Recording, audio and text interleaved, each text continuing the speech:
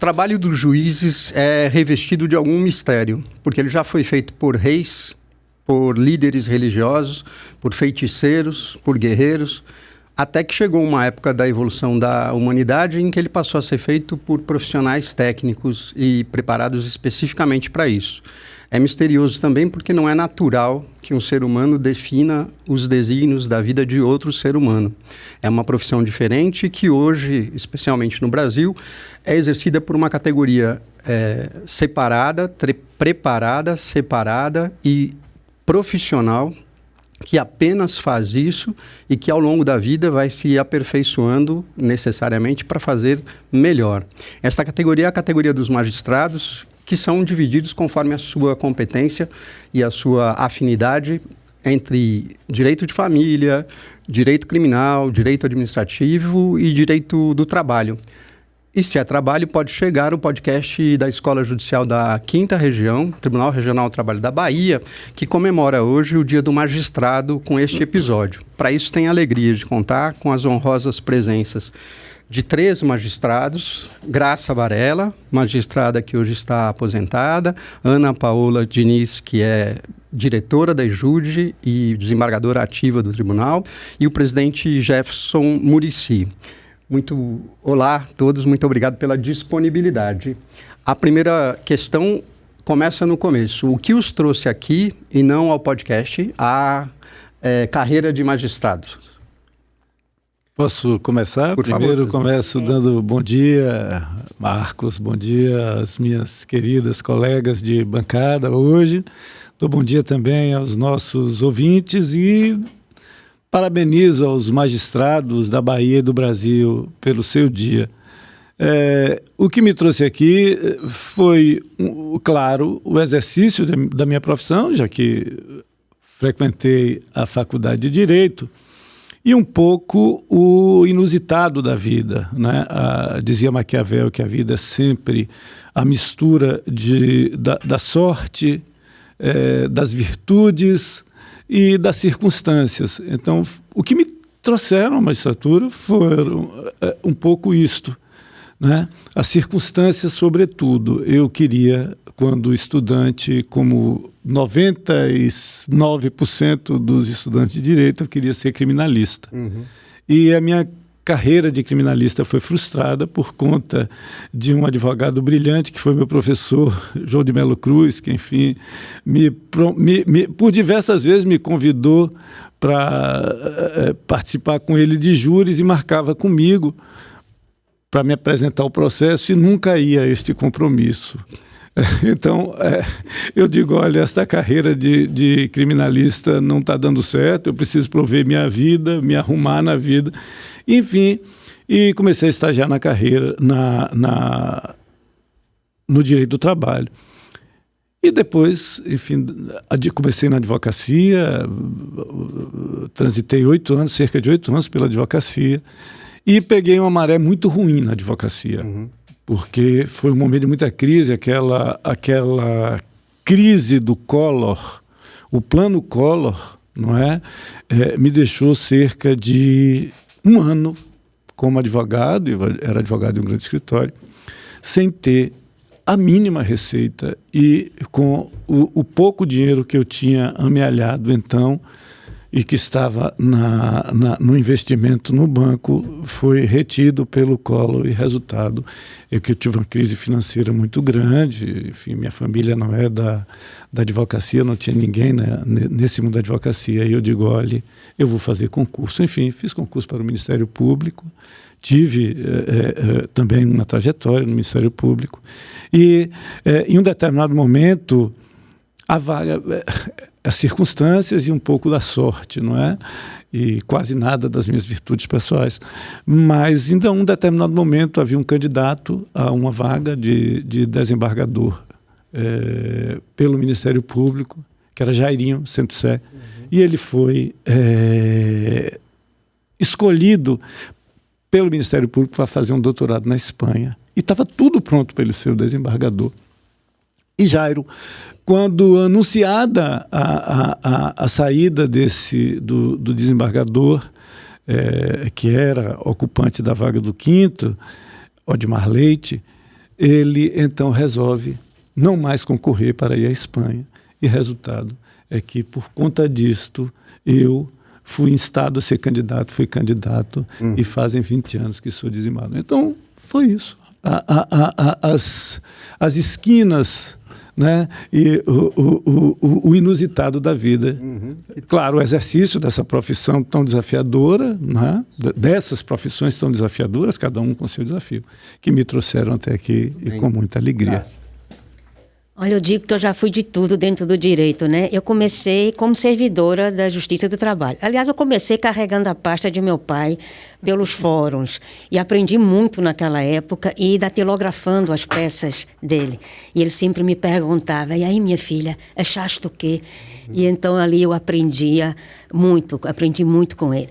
Depois, no 2º ano de faculdade, meu pai foi embora e me disse que, olha, minha filha, se quiseres ficar, vais te sustentar. Então, assim fiz concurso para ser funcionária da Justiça do Trabalho e foi assim que eu conheci a Justiça do Trabalho. Depois saí da Justiça e fui para a Procuradoria do Estado. Mas na Procuradoria eu tinha uma certa angústia. Eu cheguei a ser chefe da representação da Procuradoria, fui assessora do Procurador-Geral, mas você não decide, você dá um parecer que é seguido ou não conforme a vontade política de quem está no governo. E aquilo me fazia sentir inútil, porque você procurava o direito, etc., mas não resolvia. E então também teve a caça aos marajás, e então a remuneração da Procuradoria caiu muito. Eu já tinha 2 filhos na época, então precisava sustentar e então comecei a procurar concurso. E eu tinha muito estímulo de Cláudio Brandão, que tinha sido meu colega na faculdade, e ele já era juiz e sempre ficava me estimulando. Então surgiu o concurso de juiz do trabalho e eu digo assim a vocês que eu me realizei muito como juíza do trabalho. E me aposentei exatamente no dia 11 de agosto. Foi exatamente o dia que eu me aposentei, por razões que depois adiante, se tiver oportunidade, eu falo. Lindo. Ana Paula. É uma satisfação, né? Estar participando aqui desse Pode Chegar e na companhia assim, de colegas tão valorosos, queridos amigos. É muito prazeroso, assim, na condição de diretora da Escola Judicial. Essa celebração do Dia do Magistrado me parece memorável, né? A minha trajetória também é resultado da providência divina, a qual eu acredito muito, né? Formei muito cedo na UESC, sou de Itabuna, né, Grapiúna, de coração ainda muito firme a minha terra, e após formada queria advogar, né? Então, junto com uma colega muito amiga, Sandra Patrícia, hoje no Ministério Público Estadual, fomos montar o nosso escritório. Naquela época era mais fácil, era só alugar uma sala, né, e providenciar os aparatos próprios e começamos a advogar. Quando chegaram os primeiros clientes e vieram os problemas para a nossa solução, olhávamos uma para a outra e preocupadas dizíamos, o que a gente vai fazer? Né? Qual é a ação a ser ajuizada? Meu Deus, qual é o juízo competente? Aí olhamos uma para a outra e dissemos assim, eu disse para Sandra, minha amiga, nós precisamos voltar a estudar, porque eu não arrisco colocar, né, o direito dessas pessoas aí, né, numa situação de vulnerabilidade. Eu não me sinto preparada para a advocacia, eu vou voltar para casa e vou estudar. Né? E nessa reflexão, voltando para casa, passando numa banca de jornal, estava lá o jornal dos concursos e estava aberta a inscrição para o TRT de Goiás. Eu peguei o jornal, naquela época o jornal tinha todo o edital, o programa. Com a programação do concurso, né? E falei, eu vou me inscrever nisso aqui para poder tomar como ponto de partida para o meu estudo, até eu decidir o que vou fazer. E peguei o edital, me inscrevi no concurso e comecei a estudar. Naquela época, menina pobre, né? A gente tirava até xerox dos livros, tinha um livreiro em Itabuna, pessoa queridíssima, a quem eu devo assim, muita gratidão, né? Figueiredo, português também, graças, né? Seu Figueiredo, percebendo a minha vontade de estudar e as dificuldades, né? Me emprestava livros, permitia que eu tirasse xerox dos livros que ele vendia, e aí a gente foi estudando. Ao estudar mais profundamente a matéria trabalhista, eu me apaixonei. Né? Então, é por isso que eu digo que é providência, sabe, Jefferson? Porque eu não me vejo magistrada em outra jurisdição que não seja a jurisdição trabalhista. Né? Porque eu acho que trabalhamos com um público, né, com um perfil de cidadão que precisa muito de uma resposta do judiciário. Esses dias refletindo a respeito do contrato de trabalho, da relação de emprego, eu acho que é o contrato que mais se celebra, né? E é o contrato que tem mais repercussão sobre a vida das pessoas, né? Porque todos nós precisamos de um trabalho para garantir a sua subsistência. Por óbvio que no direito civil a gente tem alguns contratos de serviço também, mas me parece, né, que o contrato de emprego ainda é majoritário, né? E aí impacta muito a vida da sociedade e gera muita riqueza, porque aí a gente também tem que analisar a importância da magistratura trabalhista e da jurisdição trabalhista na perspectiva das empresas também, porque elas precisam desse material humano de qualidade, né, para que consiga gerar riqueza e aí haver um crescimento da nação econômico, coletivo, né? Então, essa percepção só me parece que nós, no Judiciário Trabalhista, podemos efetivamente ter, né? Porque pela sua própria repercussão social, econômica. Então, foi Deus, foi Nossa Senhora que me colocou na Justiça do Trabalho, de onde estou até desde os 23 anos de idade. Passou no concurso de Goiás?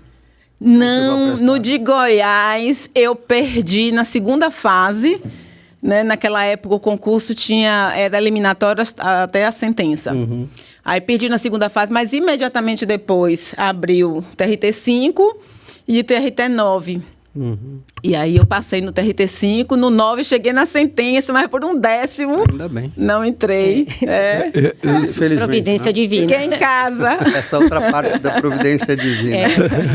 Eu só quero dizer que Ana Paola, minha querida colega, amiga, porque eu tenho uma profunda admiração e respeito, eu vim conhecer um pouco mais adiante já, ela juíza substituindo aqui no tribunal.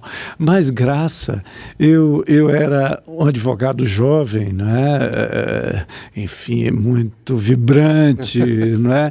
E assisti o início do exercício do ofício da magistratura por Graça recém aprovada no concurso, saindo da Procuradoria. E então, algumas vezes tive a oportunidade de estar advogando, de ser advogado em processos em que Graça foi presidente das então ainda juntas de conciliação e julgamento ali no Médici. Ela também jovem, o cabelo preto. Então eu sou um pouco testemunha do início do percurso de Graça Varela na Justiça do Trabalho. Ela falou do percurso dela, mas ela esqueceu de dizer quem é o pai dela, né? O grande civilista Nunes Varela. Claro, né? Enfim, eu não tive essa sorte. Eu sou um desbravador na minha família, porque eu sou o primeiro. Inaugurou. Exatamente. Né? Mas o senhor experimentou as três principais ocupações do direito. Eu tenho trabalhado estes dias com cidadania lá em Conquista e me aproximei muito dos servidores do INSS e do Ministério do Trabalho, então, sem deixá-los de fora disso, que são importantes também nessa construção de solidariedade e proteção. Mas na judicatura, advocacia, procuradoria e judicatura são as atividades mais relevantes. O que é que o fascinou mais? O senhor experimentou as três bastante, né? 8 anos, a advocacia, depois a carreira no Ministério Público. Há algo que o apaixone mais? Assim, são desafios diferentes. Graça hoje está experimentando a advocacia. Ela sempre foi ela foi das carreiras públicas sempre, e é bem diferente. Mas são desafios muito diferentes. Então, a advocacia tem seus encantos, muitos desafios, e a gente precisa estar muito disposto a encarar as angústias da advocacia, porque você tem que, como Ana disse, o cliente ele chega com sua dor, com sua aflição, com sua angústia, com sua necessidade. Você tem que dar um tratamento a isto, você tem que construir a partir dali, daquele discurso, uma tese, uma linha argumentativa, você tem que propor, você tem que fazer a prova, você tem que ir ao juiz, você tem que convencer, você tem que combater com o oponente e você tem que convencer o juiz daquela sua tese. E muitas vezes acossado pelo drama humano de muita urgência, de muito sofrimento do seu cliente. Você é o porta-voz, o advocare, né? Você é o porta-voz e você sofre muitas vezes como advogado com o sofrimento do seu cliente. E o Ministério Público é diferente. Né? Eu falava antes de começarmos o podcast... então eu vivi muito essa angústia da advocacia, necessidade nem sempre é possível, né? Por mais que o advogado pense que tem razão, a cristalinidade do direito do seu cliente, mas se o juiz não se convencer, enfim, se o tribunal não se convencer, não adianta nada. O Ministério Público, eu participei do Ministério Público num momento de transição muito importante do Ministério Público.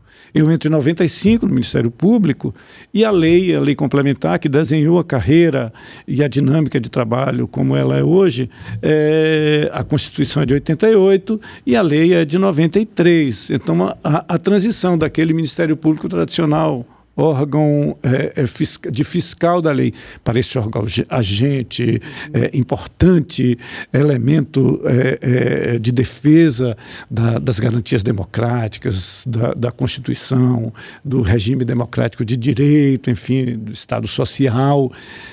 Isso é construído a partir daí. Então, este foi um grande desafio, mas foi uma grande experiência também, porque me antenou, de certo modo, com as grandes demandas coletivas da sociedade.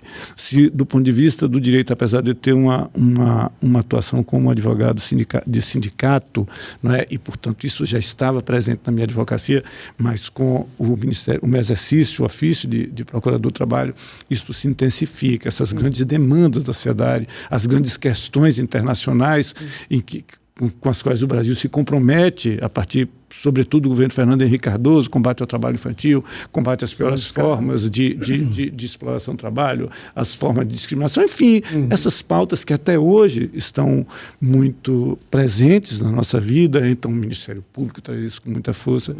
E isto, então, me dá uma grande experiência, e quando eu venho para a magistratura, eu trago essa experiência e enfrento os grandes desafios da magistratura. Né?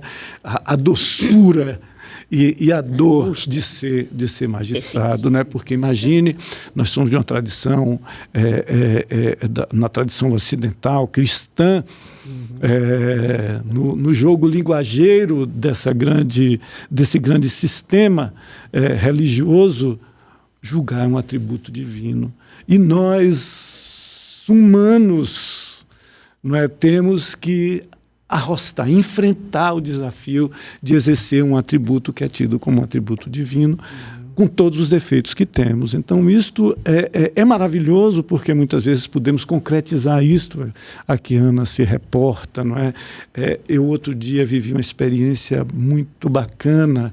Era um processo em que uma pessoa estava sendo demandada por um dano grave, como responsável, como o responsável subsidiário para aquele dano é uma pessoa física, inclusive lá de Itabuna, uma arquiteta, enfim, não vou aqui tratar das questões do processo. E o voto do relator era confirmando a sua responsabilidade civil, e na turma nós votamos e prevaleceu o ponto de vista contrário, que ela não tinha responsabilidade, enfim. Ao final da decisão, quando é proclamado o resultado, essa mulher, a gente não sabia que ela estava na plateia, ela estava na plateia, E ela então se abraça, a advogada vai em direção a ela, e está ela, mais algumas pessoas que eu imagino que fossem alguém da sua família, e eles todos se abraçam e desabam num choro convulsivo. Então, e aquilo nos deu a dimensão do drama humano que está sempre envolvido num processo. Então, a gente, às vezes, na magistratura, tem esta percepção exata de que podemos fazer a diferença entregando a quem tem direito aquilo que ele tem direito, lhe garantindo dignidade, vida, não é? E isto é muito gratificante. Então, enfim, são desafios diferentes, mas cada um... Muito bem, presidente. E enxergar sempre por meio do processo, né? Não precisar que a pessoa esteja lá chorando para a gente lembrar que sempre tem alguém chorando e alguém sofrendo com isso. Esta é uma das armadilhas. Assim, eu tenho críticas, acho que essa coisa da gestão por metas e os números tem virtudes e tem problemas, como tudo na vida, mas essa é uma das grandes armadilhas que a gente precisa evitar. O processo não é só um número. Sim. O processo não é só uma estatística. Não dá tempo de lembrar que há pessoas lá. Graça, você tem saudade de alguma atividade da magistratura? Tenho. O que é que... Mesa de audiência. Ah. Eu sou apaixonada pela audiência. Audiência presencial, exatamente porque na audiência presencial a gente percebe o outro. A gente percebe o que está além do processo. E para isso é preciso tempo. É preciso que você tenha o tempo e a vontade de perceber, a sensibilidade de perceber o que está além do que está escrito no processo. E para isso é necessária a presença na audiência. É preciso que a audiência seja presencial. O virtual não permite que aconteçam coisas como essa. Se fosse só uma sessão virtual, vocês possivelmente não viriam, não assistiriam isso. Eu já tive situações em que, se o processo não fosse presencial, eu jamais teria visto. Né? Lembro aqui, e teria assim, tanto de empregador quanto de empregado, situações em que foi o presencial. Aquela conversa que se tem, sabe? Aquela conversa que você vai percebendo as pessoas, você vai sentindo. Quando uma testemunha entra, que o outro baixa a cabeça, você sente que tem alguma coisa ali a mais, aí você fica mais atento. Sabe? Essas percepções só são possíveis na audiência presencial. E mais ainda, a audiência presencial permite que o juiz desenvolva a sua sensibilidade social. Que eu acho que é uma das coisas que hoje talvez seja uma sequela. A Covid não deixou sequelas. Assim também eu acho que a pandemia, com todo aquele isolamento e com todo aquele distanciamento da tecnologia, ele afastou o juiz um pouco desse desenvolvimento da sensibilidade social, porque não se chega na magistratura já com esse desenvolvimento. Uma pessoa que tem 20 e poucos anos não quer dizer que não tenha maturidade, mas não tem ainda a percepção da realidade social que nós vivenciamos ali na mesa de audiência, naquele processo, naquilo que nos é trazido.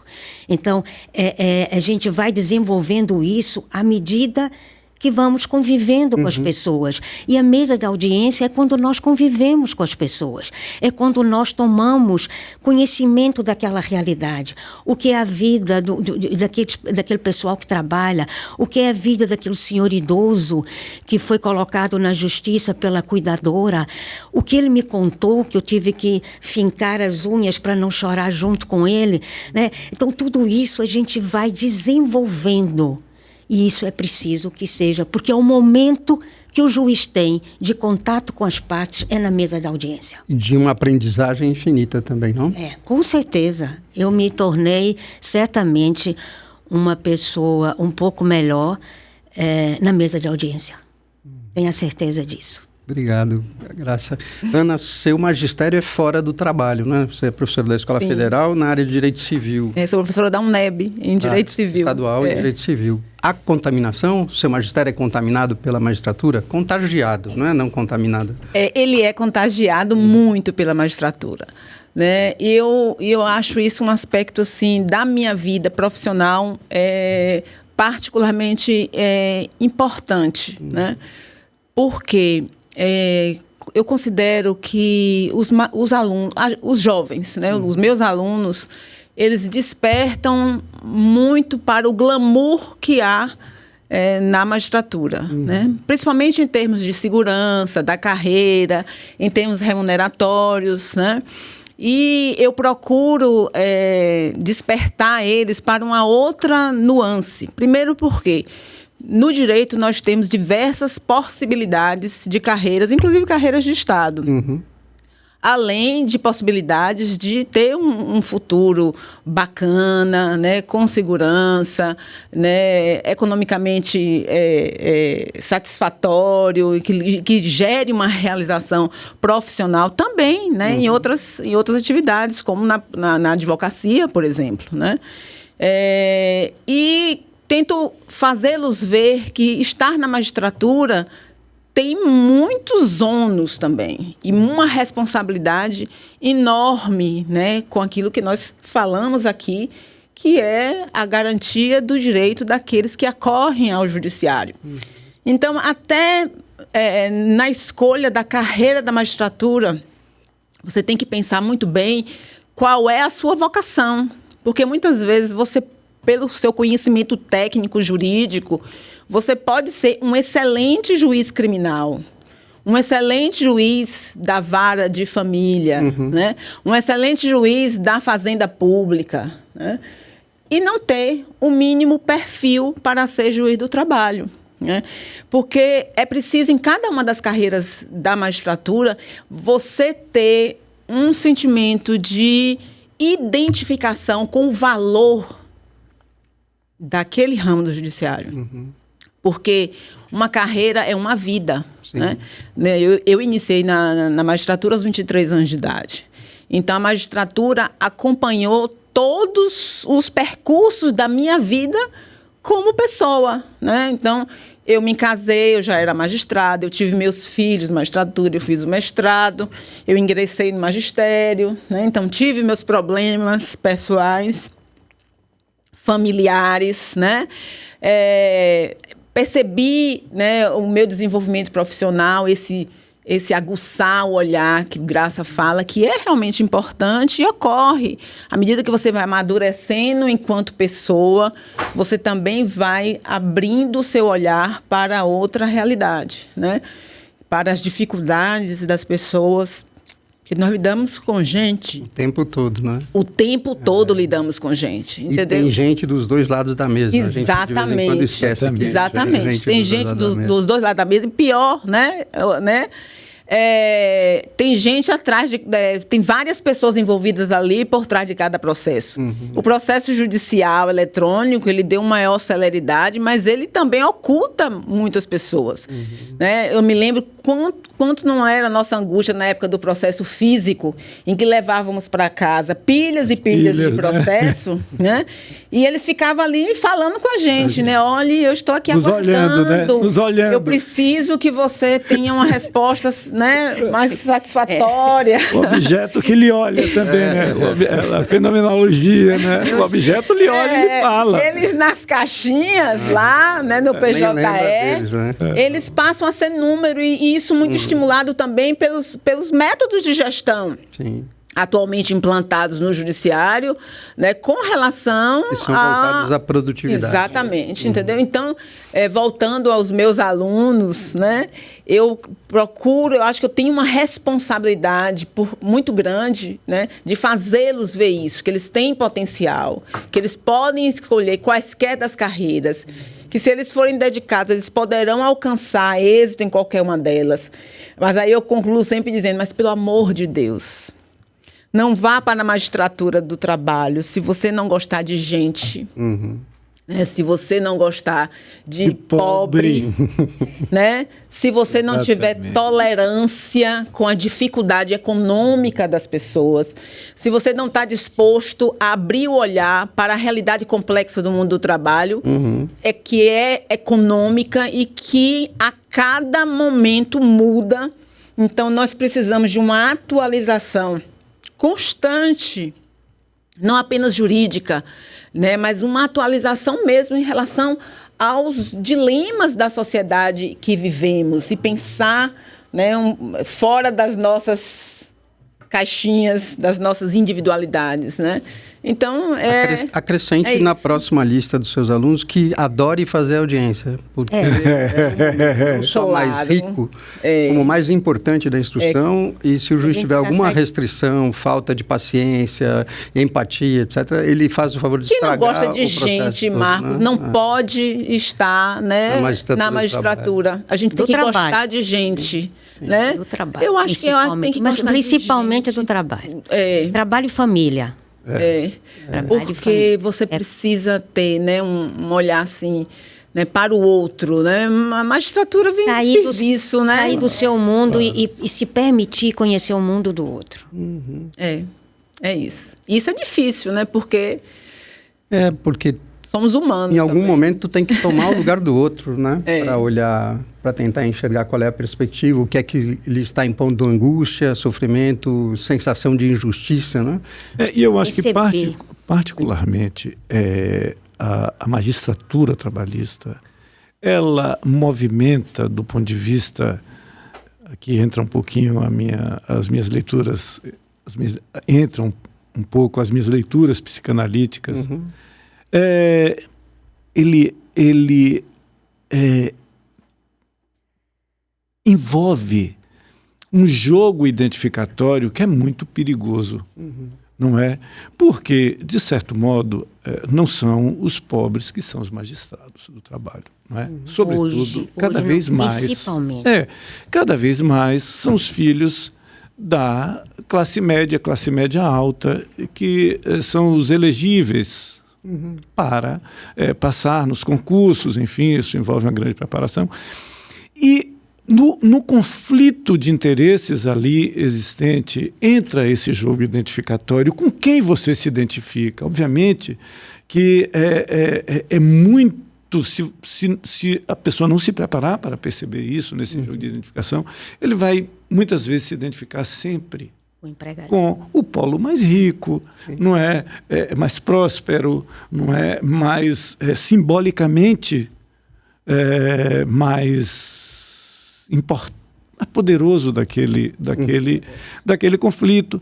E isso, se nós julgadores não estivermos atentos, isso certamente, aí sim, contaminará a nossa decisão. Então, é um conflito que mobiliza muito esse jogo identificatório, tanto talvez quanto de família, não é? Então, é preciso estar sempre atento a isso. Se vocês me permitem, contar aqui um caso. Eu era da escola e nós fizemos um trabalho de oficina e tal, que tinha um filme. E eu fiquei mediando depois o debate sobre esse filme, e teve daquela fábrica da Leves, que despediu um bocado de gente. Eu não me lembro exatamente o nome do documentário. Mas teve no final uma colega que já tinha alguns anos de magistratura, e que me disse assim: Gracinha, ela me chamou de Gracinha, hoje eu consegui perceber o drama de ficar desempregado. Então você veja, primeiro, a importância da escola, segundo, já era uma colega já de alguns anos, e que foi naquele momento que conseguiu perceber o drama do que acontece diariamente na nossa mesa de audiência, que nós temos geralmente o desempregado. É porque o desconhecido, né? É muito difícil você se colocar na posição do outro, desconhecendo completamente a realidade em que ele vive. Aproveitando o gancho aí desse comentário de Graça a respeito da escola judicial, tivemos uma experiência similar no último encontro de magistrado que fizemos aqui no TRT5, em que fizemos toda uma semana de discussão a respeito da diversidade. Foi um letramento para a diversidade. E uma das atividades foi uma oficina de campo, em que os magistrados se distribuíram, né, por setores distintos. Eu acompanhei o grupo que foi fazer uma visita no Casarão da Diversidade, onde tivemos contato, né, com pessoas trans que compartilharam, tiveram a amabilidade, sabe? De dividir conosco a realidade de suas vidas, né?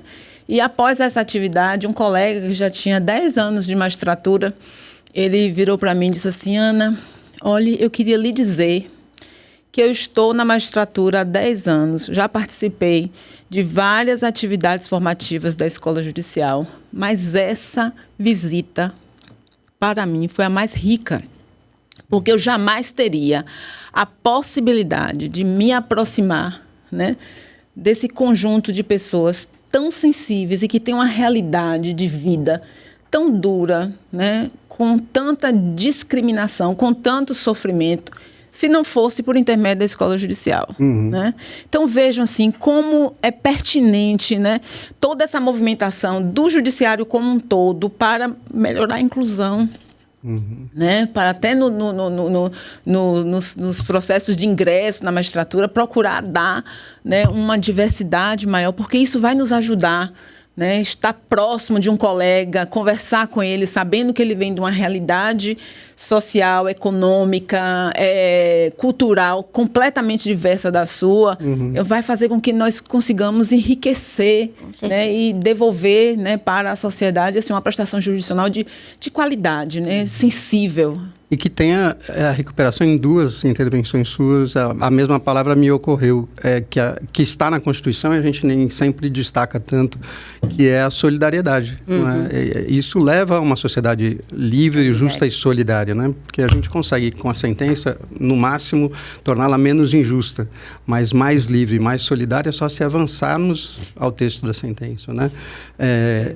Em homenagem à diretora da escola, que gostou dessa prática no podcast, uma palavra para a magistratura do trabalho. Uma palavra para a magistratura do trabalho: que não se deixe levar pelo número, que não se deixe levar apenas pela produtividade. Eu saí da magistratura porque eu estava já esmagada pela questão da produtividade. Todos nós temos vaidade. E a minha decisão de me aposentar aconteceu quando eu recebi um processo administrativo, porque estava com acúmulo de processos. E a forma como estava dito me colocava como uma juíza que não tinha compromisso nenhum com o trabalho, etc., porque tinha chegado a esse ponto de processos, etc. E eu fui para o advogado, que a Matra me indicou para fazer a minha defesa, e eu só fazia chorar. Eu tinha vergonha do que estava ali. Eu me lembrava de meu pai, que tinha o sonho de me ver juíza, ele já falecido, mas se ele estivesse vivo, a vergonha que ele teria. E eu dizia tudo isso: eu não sou esse número, eu sou muito mais do que isso. Eu sou uma juíza que eu me envolvo com a audiência, eu sou uma juíza que eu gosto de fazer justiça, eu sou uma juíza que tem angústia de decidir, porque eu quero decidir de forma a resolver da melhor forma possível.